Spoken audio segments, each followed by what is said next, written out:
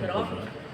அந்த வகையில் வர 7ஆம் தேதி ஞாயிற்றுக்கிழமை திருப்பூர் காலேஜ் ரோடு சௌடாம்பிகா மண்டபத்திலே பள்ளி மாணவ மாணவியர்கள், கல்லூரி மாணவ மாணவியர்கள், ஆண்கள் பெண்கள் என்று 3 பிரிவுகளாக மாரத்தான் போட்டியிலே 2000க்கும் மேற்பட்டவர்கள் கலந்து கொள்ள இருக்கிறார்கள். அதற்கு அடுத்த நாள் 8ஆம் தேதி அன்றைக்கு வெகு விரைவிலே தமிழ்நாட்டில் சட்டமன்ற தேர்தலை சந்திக்க உள்ளதால்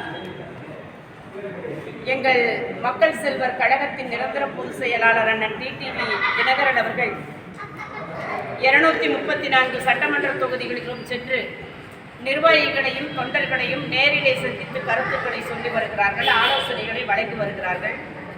அந்த வகையிலே 8ஆம் தேதி அன்றைக்கு காலேஜ் ரோட்டிலே சௌடாம்பிகா மண்டபத்திலே காலை 10 மணி அளவிலே மக்கள் செல்வர் அண்ணன் டிடிவி தினகரன் அவர்கள் ஈரோடு, கோவை, திருப்பூர் ஆகிய மாவட்டங்களைச் சேர்ந்த அனைத்து நிலை நிர்வாகிகளும் கலந்து கொண்டு பங்கு பெற இருக்கிற அந்த மிகப்பெரிய கூட்டத்திலே பல்வேறு ஆலோசனைகளை வழங்க இருக்கிறார்கள்.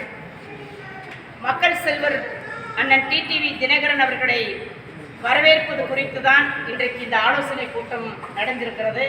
இந்த ஆலோசனை கூட்டத்திலே திருப்பூர் வடக்கு மாவட்டம், கோவை கிழக்கு, மேற்கு, தெற்கு என்று ஈரோடு புறநகர், மாநகர் என்ற அனைத்து நிலைகளிலும் இருக்கிற மாவட்ட கழக செயலாளர்கள், மாநில நிர்வாகிகள் இன்றைக்கு நடைபெற்ற ஆலோசனைகளை கலந்து கொண்டு தலைவர் அவர்களுக்கு சிறப்பான வரவேற்பை வழங்க வேண்டும் என்று முடிவு செய்து அதன் அடிப்படையிலே பல கருத்துக்களை இங்கே நாங்கள் பரிமாறிக்கொண்டிருக்கிறோம்.